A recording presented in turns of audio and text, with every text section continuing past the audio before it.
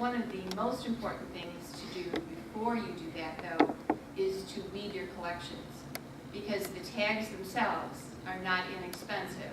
Well, relatively so, depending on what kind of tag you're using. But you don't want to tag books that 3 months later you're going to be removing from the collection. I understand, So right now, but when we bring in a new book now, I'm hoping that in 3 months we're not going to be weeding it from the collection. Correct, right. And as soon as the RFPs come back, we'll be bringing it to the board to take a look at that, to determine which vendor.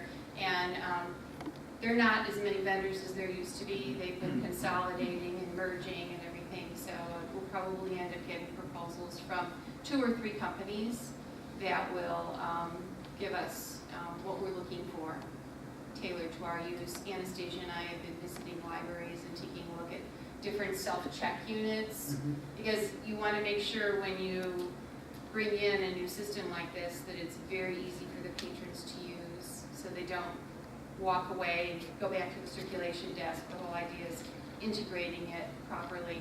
Some of the new self-check systems will already, they'll take a look at what people are checking out, and then when they spew out the receipt, it'll recommend another book or 2 that they might want to check out. So there's a lot of enhanced features coming online that I think we'll be able to take advantage of. So it should be nice, and I think the patrons will like it. And when would we expect that our FP to be ready? It'll be ready by the end of this month, and so probably in March would be when the board would be considering. Well, if the RFPs would be ready by the end of this month, why don't we consider Well, it to go out, we have to post a Okay. little notice and So everything. By the time March we would get be back when we in. get the responses. Right, we would have, all of the reports done and, run the figures that you've asked for, the ROIs and things like that, so that when we give it to you in March, you'd be able to make that decision. And will we have, will someone be preparing some information for the board on what we do in terms of efficiency and activity and flexibility and those sorts of things when we do this? Yes. So that we can make an intelligent decision. Yeah, I think I have some notes from a previous meeting when we were talking about that. Anything else regarding the library director's report? From the audience, from the board, moving on. Committee reports, communications and development. So the committee met last week, and remind me if I'm supposed to, we already approved these minutes, I think. No, That'll be at the next committee. At the next meeting. Okay. This is just a quick summary so everyone who wasn't there knows what went on. And so what was helpful is that we had a summary of the patron comments broken down by question and age demographic, and then the source of the survey question, whether it was in person, when they walked in the door, online, or in response to an email message. So those are a couple helpful ways to break it down, but we kind of went over a couple of the numbers that popped out as low or high. Most of it was what we expected. One thing that was surprising is that the website responses were very low. Most of the survey responses came from the in-house written surveys that people took in the lobby. And then we had a discussion talking about how to bring in folks in the community that don't have a library card. And so this is a discussion that we've been having for a while, and I think we came up with even more ideas than we had before. So I think the next step is to take some of these additional ideas to the marketing team and see what's viable. The marketing team had a proposal to do a special targeted mailing, right? With some of the information they've been researching on how many households, whether to target individuals over households, and then what that would look like. So I'm looking forward to hearing if any of these ideas that just those board members tossed out can be added to the mailing, and how much the mailing would cost. That was also something that was a little in flux, but sounded like it would be below $5,000.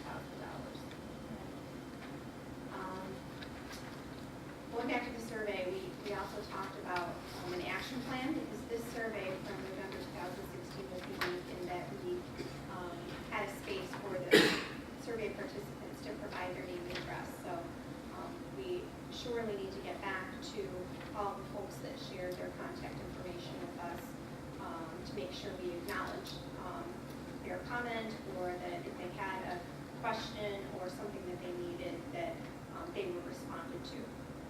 The thought was to clear that. The other thing I'll add is I believe we're due again for another survey in May. And of course, we'll ask the question overall satisfaction keyed into the strategic plan. But also, I think at our next committee meeting, we should talk about if there's any other questions we'd like to ask. This time around, we did something different, and I think this was Stephen's idea to talk about the particular collections and satisfaction with various collections, which was, somewhat insightful. So we might want to focus on a different aspect of the library for the next survey, in addition to the one overarching question about satisfaction, unless we're due to have one of the annual or semi-annual surveys that you sometimes do. No, that wouldn't be in May. Okay. And let's see. Yeah, I think that was about all we covered, and I just want to put my name on the radar for that, so we can circle back to it. I've got a comment on page 54. The last line there, I think my comment, maybe I didn't phrase it properly, was geared toward using these 50 households as a focus group of some sort, asking some questions. I mean, we should be marketing to everybody who don't have library cards, but this group was designed, at least I thought what I was trying to say was, identify 50 households and Yes, ask you them, were. why don't you have a library card? Can you help us out with understanding this issue so that we can do something to help this group? So maybe we can just change the minutes. We will, yeah, we'll make sure it prints. And I guess the only other thing I would say is if we're going to do any more surveys, we should strongly encourage people to put their name down and their contact information. Because as I said at the committee meeting, anonymous comments are, in my mind, fairly worthless. And I don't think that we can make an informed decision when A, we don't know that 5 or 8 or 9 anonymous comments don't come from the same person. And also if somebody really wants to create some change or some improvement in the library, or to praise some feature or some person in the library, they should be willing to sign name to it. Yeah, I agree with that, because we've had problems with repetition, and it is somewhat, there is some unreliability when it's anonymous. But I think also we want to get true, the board thought that we want to get honest, true feedback, even if it's critical or hard to hear, and sometimes people don't want to share their names. So I think we struck the balance of making it optional, so we get the anonymous, but then also gather names where people are willing to give. So that was the compromise. I think it worked out pretty well. At least it's a start. It's a start. A lot of people did share their names. So. I think one of the things I would be curious about though on surveys is how often do people generally survey? Because it seems like we're surveying a lot, and I mean just by the nature of how many people responded on the web, do we need to rethink how often we're doing it? So Just that's a good question, because I think when we talked about maybe survey exhaustion was a problem with the Wi-Fi users, because they're like, here's another one, they just clicked out of it. Where people walk in the library, they're not going to say no to a friendly face, they're going to do it. So I think that could be, 6 months goes by like that, so there could be some sort of, and we could alleviate that burden if we adjusted the strategic plan, because when we drafted that a couple of years ago, we did say we were going to take a pulse check every 6 months with just that one question, overall, how are we doing? So in May, we could just truly make it one question, and then maybe we won't get the fatigue, or we can adjust the strategic plan and make it annual again.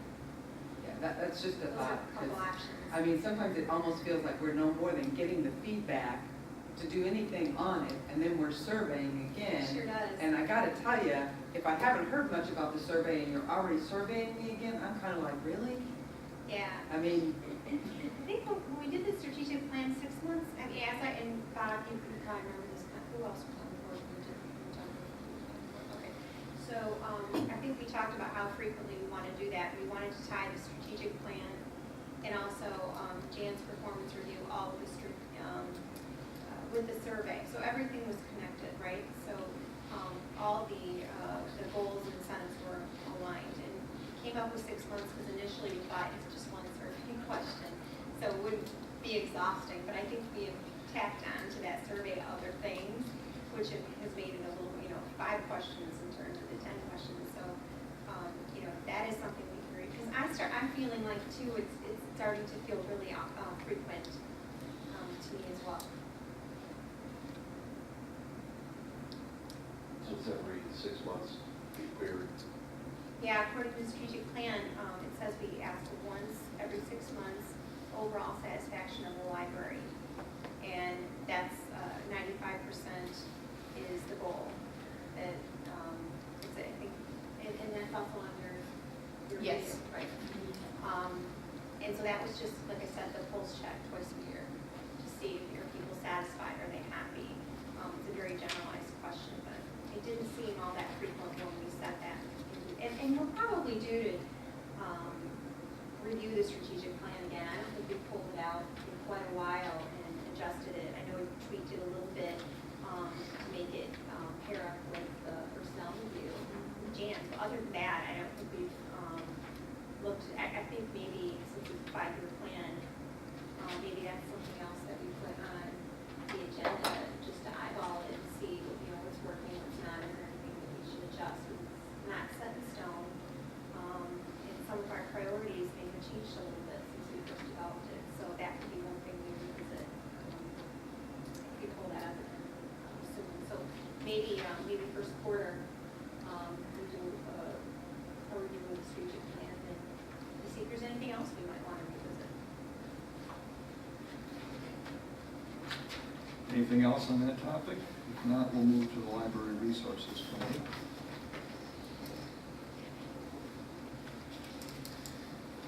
I was unfortunately not able to attend the last meeting. I think you handled it, Robert, as it related to the approval of the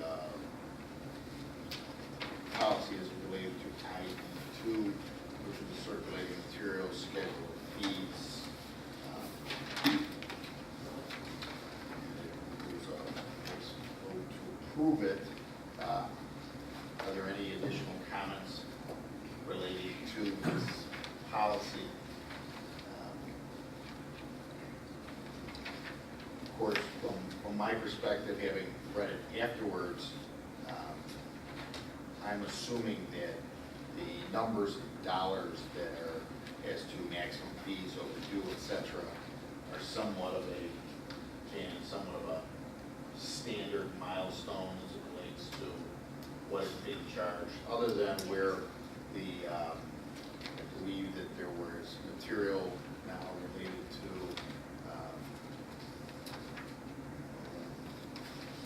I don't know if it is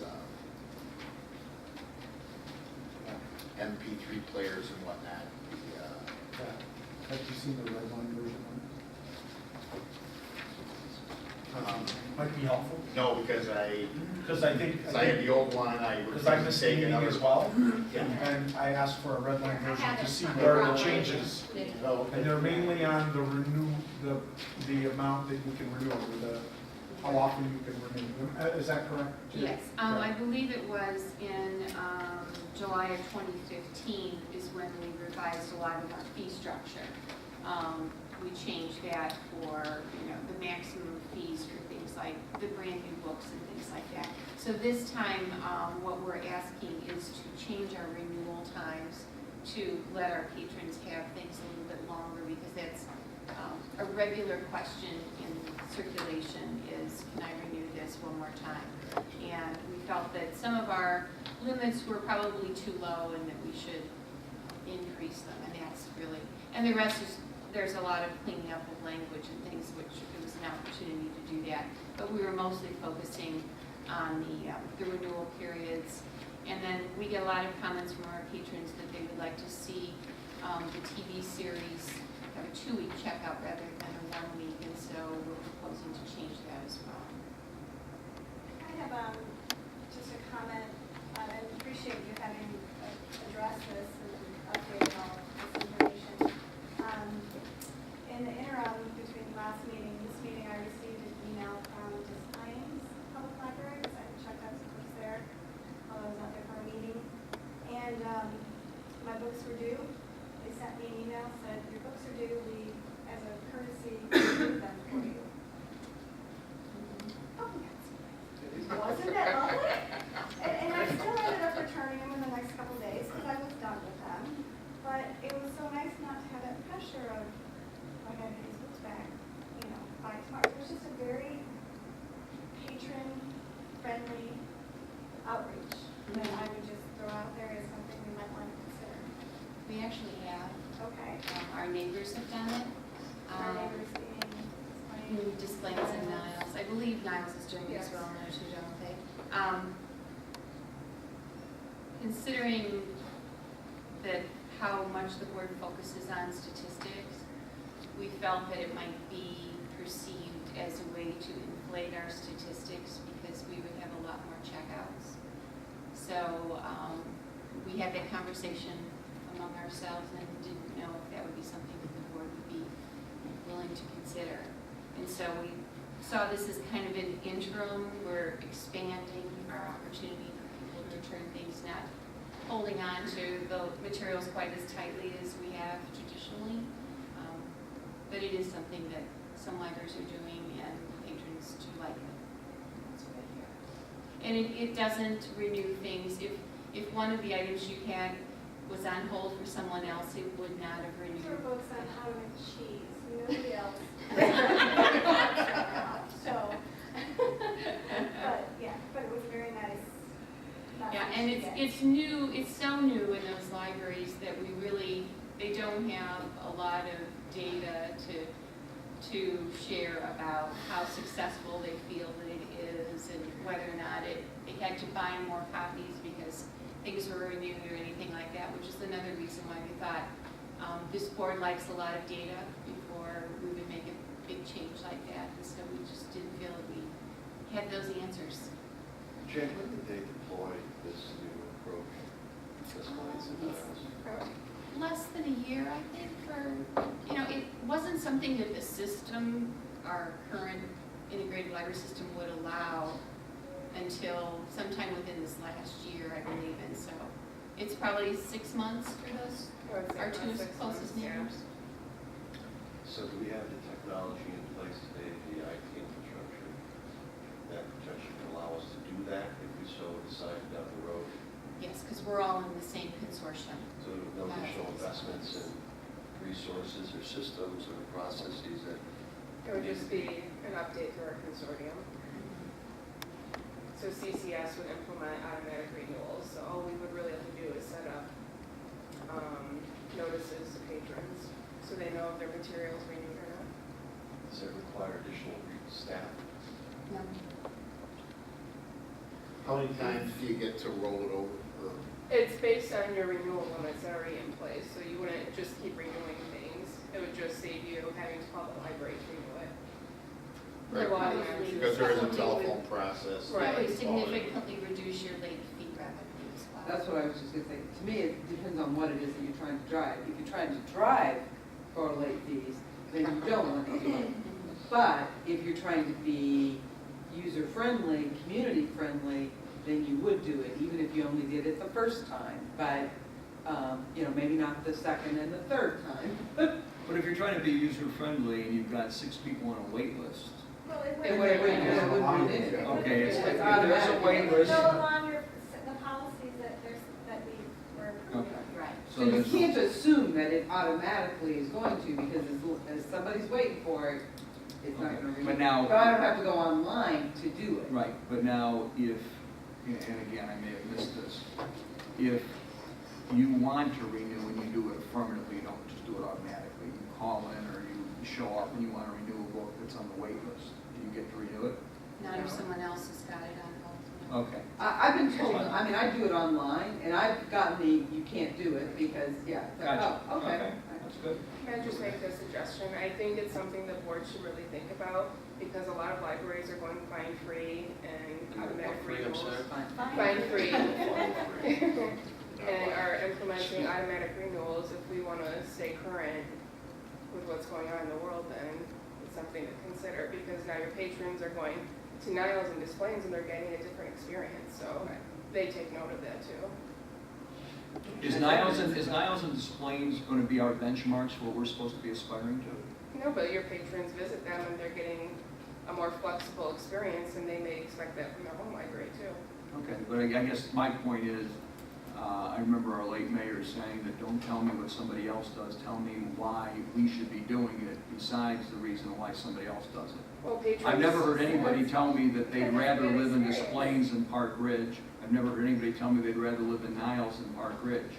So just because Des Plaines or Niles does it, does that mean we should be doing it? Should some of our patrons want to go there? They have that choice. I mean, it's a very convenient thing. The market is a free market, and it doesn't mean that we have to capture them. But we don't Right, want to but the drive question people away. is. No, that's exactly right. What is it we want to see? Right. I mean, that's really, that was my question, what is it we want to be? Do we want to drive fines? Do we want to drive customer experience? Well, I think we decided we don't want to drive fines. We actually want to have the stuff in so that it can be leased out or checked out again. I think we made that decision over a year ago. So, I mean, because we talked about Jan getting a rating for generating more fines, and we said, wait a minute, that doesn't work for us because we really want the books to be checked out. Somebody comes in and pays $50 for a fine, that means the book's been out of circulation for X number of months. So we decided that's not something we want.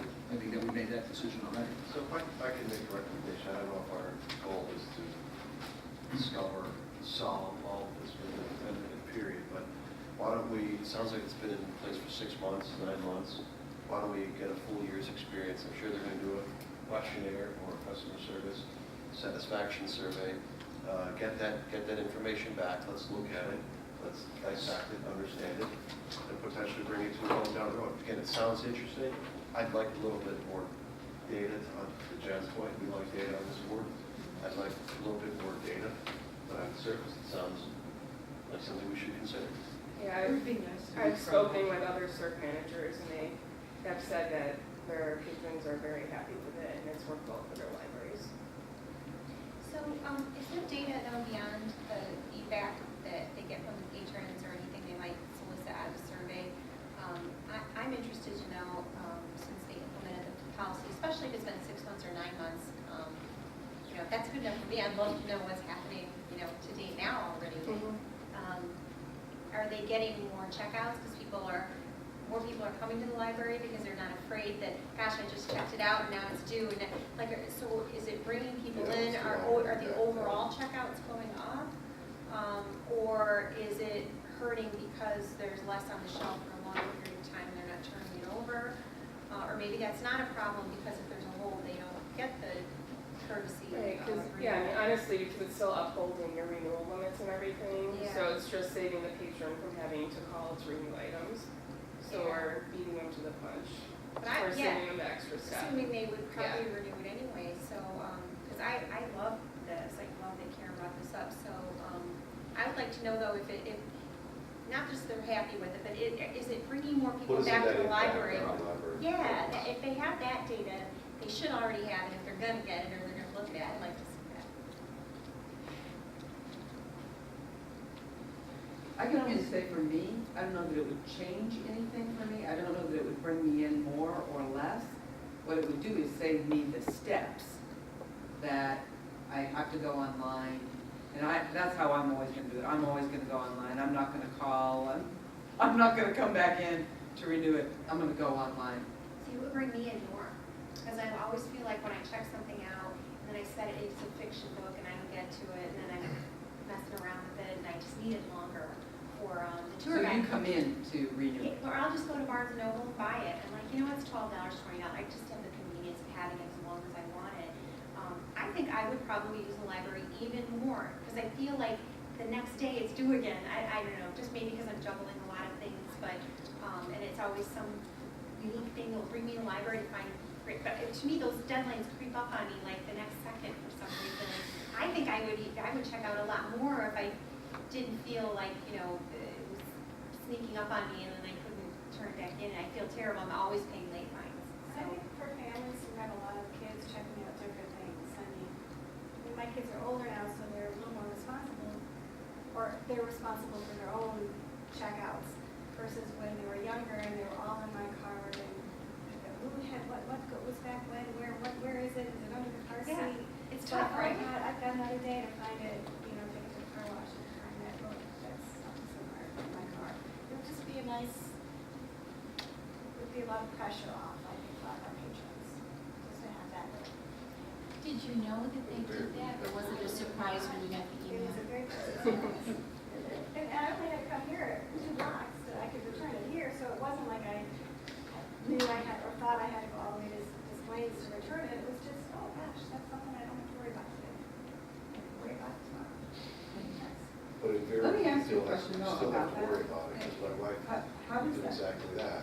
Right, I'm like, where are those books? Call the library, ask for an extension, go drop them off. And it's this frantic thing of looking for them, and you're exactly right. But invariably, she's still got to bring them back. Death, taxes.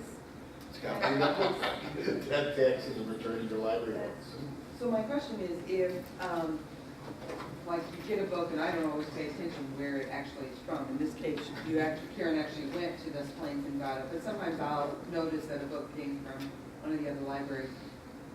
Would that happen regardless of what library it is? If it's here, if I checked it out here? No, the circulation rules follow the item and where the item is owned, and those are the rules that the item follows. So it wouldn't, if you interlibrary loaned a book and just happened to have your pickup point be Des Plaines, and it was a Park Ridge book, it would not automatically renew because it's a Park Ridge item and it follows the Park Ridge rules.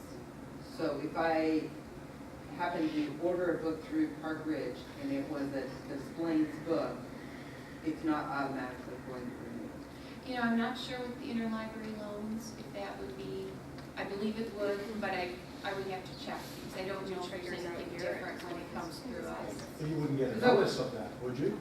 Because the notice comes from Des Plaines, and you checked it out at Park Ridge as a Park Ridge. Right, that's why I'm not sure, Yeah, right. I'm not sure with, if you I think I check. would want to know how that works, Sure. just so that people aren't confused, because I would not want there to be something that, oh, well, this one was a Park Ridge book, so it was this, and this one was that, and so it's that. I would want it to all be the same, Mhm.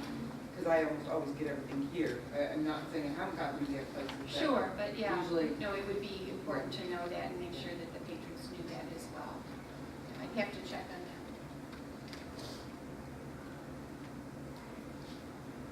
Anything else on the proposed revisions to circulating materials?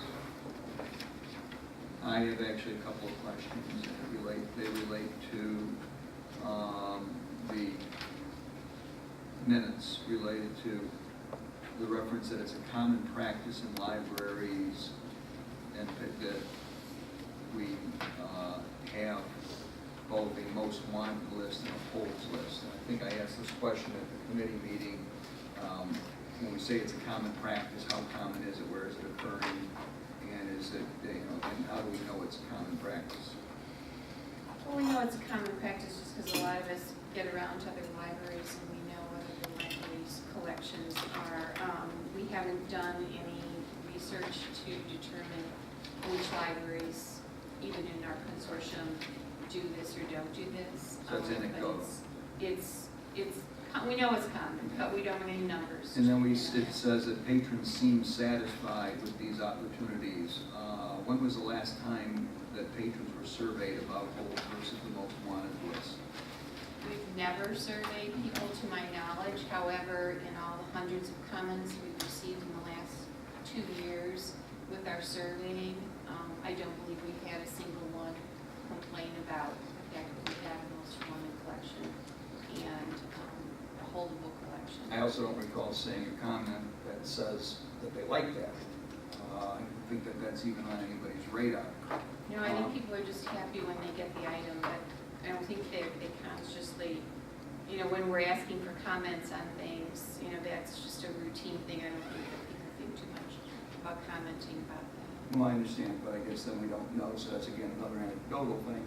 And I guess my concern is, and I don't do any of this, so I'm just looking at it from a very objective standpoint. If I'm somebody who's, let's say, 7th on the hold list for a particular book, and I stop by the library just for whatever reason, and I find my book on the shelf for the most wanted, I can take it out. Now I've basically jumped 6 people who were ahead of me on the hold list just because I happened to stop by on a day when the book showed up on the most wanted list. That just doesn't seem right to me. It doesn't seem fair. It doesn't seem sane. Again, that's just me. I don't have a dog in the fight because I don't do either of those things.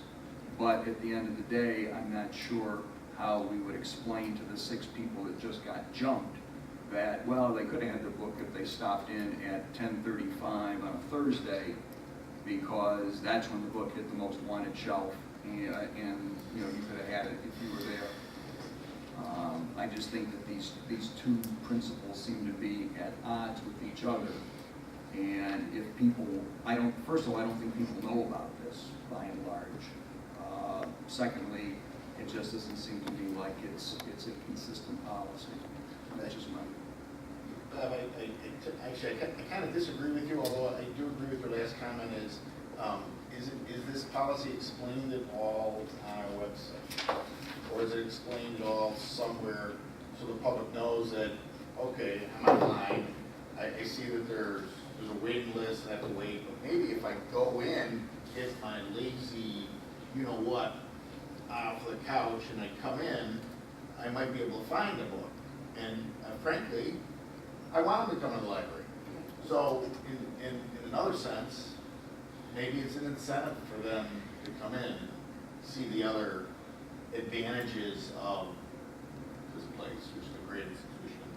And but I'm curious, as I didn't know there was a most wanted shelf as opposed to a waiting list. So how have we in the past communicated that with you? Okay, someone's got an answer. Laura. You got an answer? Okay. I have so many answers. Just Please. straight gold.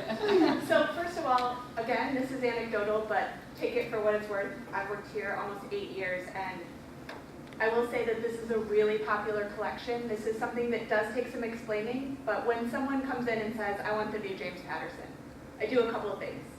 I'll place a hold on it for them. I'll tell them about our preferred author list where they could get an automatic hold on all of his new books.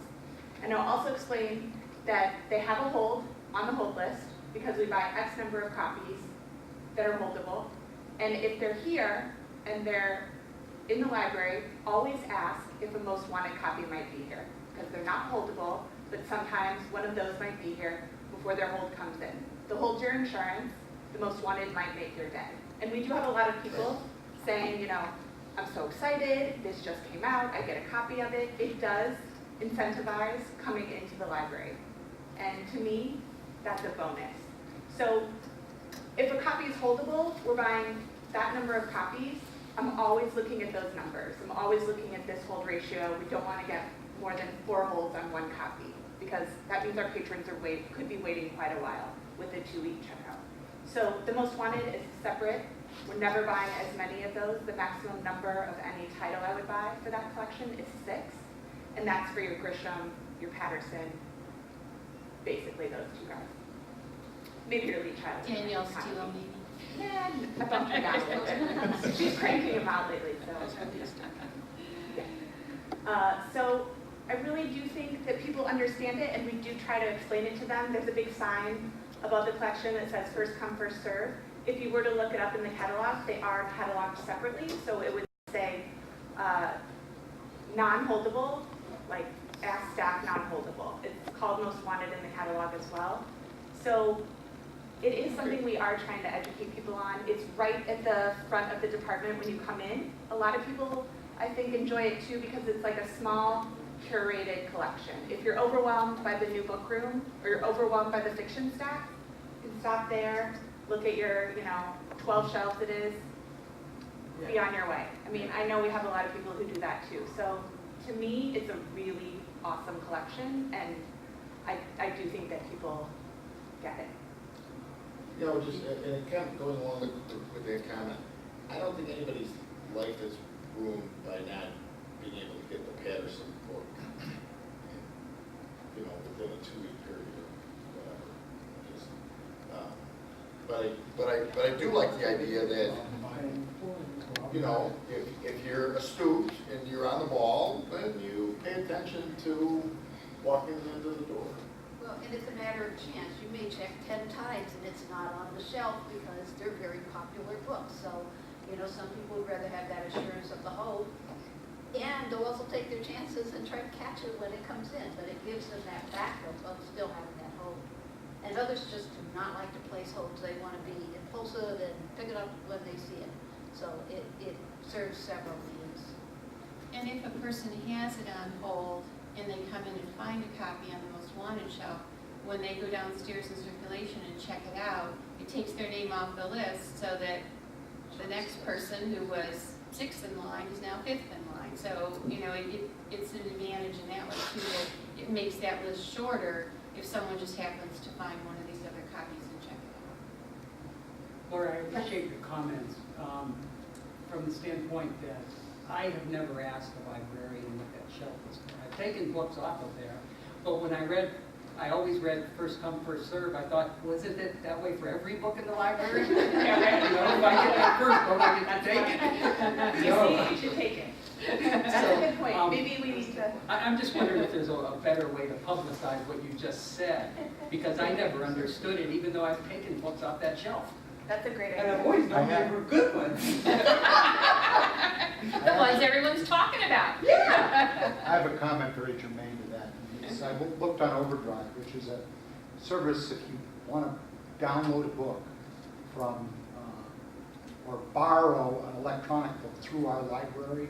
You can go in through our website to Overdrive. And the Overdrive categories are available, place a hold, and too hot to hold. So that might be our category, all right? With an asterisk, some copies of some of these books are also holdable, or all copies of these books.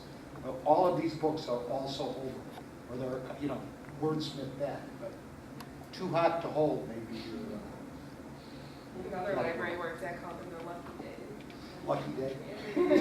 I was thinking of a Google where it says, I feel lucky. Yeah. I've never clicked on that, I don't know what it Put is. shamrocks. But It means you don't get the search results, it goes to the most probable, what you think you want.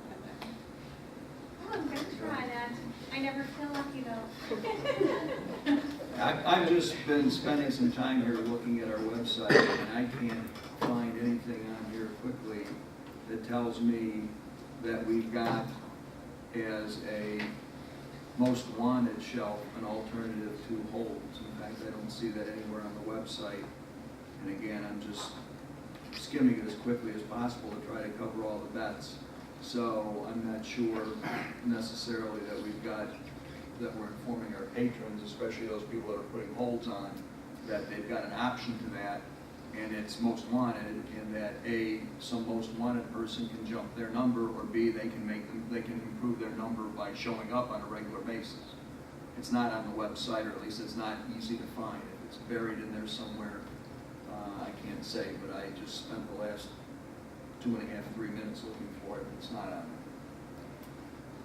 there. Which means that then there is I assume a large segment of our borrowers don't realize what these options are, how this operates, which probably is not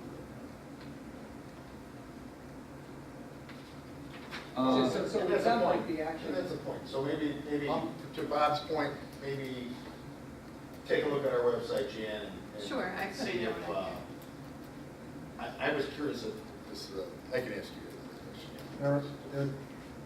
I'll just say that as a consumer of both services, I discussed this with my wife, she's also a consumer of both services. We both like both services. So that's something to consider. Now, you might want to fix it with signage, with the reserve books, say, if yours isn't in yet, have you tried our as long as you're here? Right? And then, Oh, will you, on the website, will you? no, I reserve mean, it? when you come into the reserves, Okay. right? If yours isn't here yet, But to your point, even if it's on Yeah, the you website, could if put it you're on the website, reserving, there When should you be reserve something that it, you says can if put it you're on the reserving, website. by the way, have you tried our most wanted list, because it may be available on the most wanted shelf sooner than it'll be on your. some copies are available. Yeah. You know, I've spent some time thinking about this in the last week after the spirited discussion that was had by those who were here. The retail sector is struggling with this as well. And some of you may have heard in the news that in December, Target decided to put aside stock of popular items for people shopping in the store and not let the website buyers take it. So this isn't just, Target decided to set aside stock for the stores and not let the website buyers take the stock. Available in Take store everything. only. In store only. Yeah. So you have to come to the store to buy the item. Right. Well, I thought it was available in both, but if the website stock ran out, they preserved some for the stores. You didn't get to buy the store stock online. So they want people to come. People Mhm. at Target without spending. You spend the next Exactly. because you always spend an extra 50. Anyway, there might be an analogy there that, we want to bring people in. Yeah. We look at how many people come through the door and we want it to go up. And maybe this is something that just brings people in. Well, you still have to come in to get your holds. But You don't have it's a to, different- you don't have to walk up the steps and go to another part of the It's a block. different It's a different- experience yeah, when it's you just come boom, in boom, or yeah, something then has when been you get thinking you self-checked, want. it's like boom, boom, boom, you don't even talk to anybody. Anyway, I can see both sides of it, but, it's not just us who's struggling with this one. Anything else on this topic? Otherwise, we'll entertain a motion to approve policy IB2, loans of books and other materials. So moved. I'll check it Oh, out. that's right, wait a minute, it's a Yeah, we have motion to- from the From the committee. okay, so we don't need a second. Any further discussion on this? If not, we'll have a roll call vote. Yeah. I'll start right at the top. Trisna, No. Parisi, You know, I was not here last week, and I'm going to abstain in light of the good spirited conversation and the right line here. I'm toggling between a couple of philosophies in my head, so I'm going to abstain. Crockett, Foss-Simon, yes. Reardon, Yes. Kirkham, Yes. DeBrillevich, Yes. Egan, Yes. Lamb, Yes. Rayborn, Yes. Pass. Next item is Friends of the Library report. No report this month. Unfinished business, is there any of that? Hearing none, new business, anybody have any new business? Hearing none, we'll entertain a motion to adjourn. But wait, I guess I do have one piece of new business, I apologize. Mr. Lamb informed me that he will not be available on Thursday. And I know the goal was to have everyone at the meeting on Thursday. So I don't know if you guys, if we should just shoot him now or exactly what. No, it's gotta be more lengthy and tortuous. Shooting is too easy. I run a, Sorry, but let me cut this short. okay. So I was not available the 23rd. I am now available. If Okay. that makes things. Oh, that could make things better, yeah, that was a preferred Yeah, meeting. the 23rd. That was Bailing the- out Lamb again. What, did you say you can't do it, or you can't do it? 23rd is next. It's Monday, I think, it's next Monday, isn't that right? That's Monday. Wow, Well, you said you were out of the country. That was I'm not out of the originally- yeah. country, but now that you said Monday, I'm like, uh-oh. Yeah, so Monday the 23rd. Can we respond by email tomorrow? I'm not out of the country. To schedule a meeting You pardon? at 5 o'clock today. I sent out a notice to schedule a meeting that night to a bunch of people, and if they accept, I cannot be here. But if somebody turns it down, We no, weren't invited to the other meeting. no. Oh, What if we moved to 8 o'clock. It's 7 to 9. Oh. What, 6 we did o'clock? 6? Could be 6. For an hour. I could do 6. That'd be better. Slightly less Hour. than an hour. How about Slightly less 5? than- Do I hear 5? 5:30? 5:30. Does anybody have a problem with 5:30? Once, going twice? Okay, 5:30 Wait, on wait, the... I don't know that everybody has said yes. No, we're just jump in. That's, I need to check. The work calendar, yes. Yes. Right, come in. No, I get it. I just don't have it on the phone. I'll call your boss. Take it off the server, I don't need to throw a curveball. No. 9 people is tough. It is tough.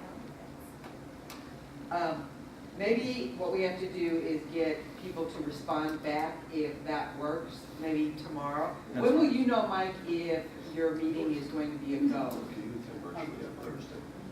What was the timeline that you gave people to respond to you? I don't know. Okay, but 5:30 work for 5:30 you? works for me. Okay, so let's just shoot for 5:30 on Monday, subject to everybody getting back and saying, A, they can make it, or B, they can't. So should everybody respond to, Wait, can I ask a question? Can we, as a part of this meeting and new business, handle this item right now? No, I'm not prepared. I haven't read this. Okay. All right, that's fine. That's fine. So at this point, I at this, agree. so at this point, we're tentatively shooting for 5:30 on the 23rd, next Monday, right? Yes. yes. Okay. So who Yes. needs to respond, who do we need to respond to say that that works? I do not. Let's say, who's good for the 23rd at 5:30? I'm good. Okay, so we need, Stephen, check. okay, so just Stephen, okay. I think Good. I'm okay, but All right. I just need to check on the calendar. Okay, I can do it tonight and respond tonight. excellent. So you want to respond to So me? why don't we respond to Jan, Yeah. so that Sure. Jan knows in terms of the meeting. So we will not have the meeting on the 19th. Instead, we will have the meeting on, ideally, Monday at 5:30. Correct. And we will talk about both the attorney as well as, or could we do the attorney tonight? I got If it. it's not on the agenda, then let's not worry about it. Let's deal with both of those matters on the 23rd. And if we need to carry one over for some future time, we can, but let's focus on that. We all good? Yes. Okay. Okay. I apologize. It's all right. No problem. I'll move to adjourn again. Do we have a second? Second. Any discussion? I hope not. All in favor signify by saying aye. Aye. Opposed? We are out of here.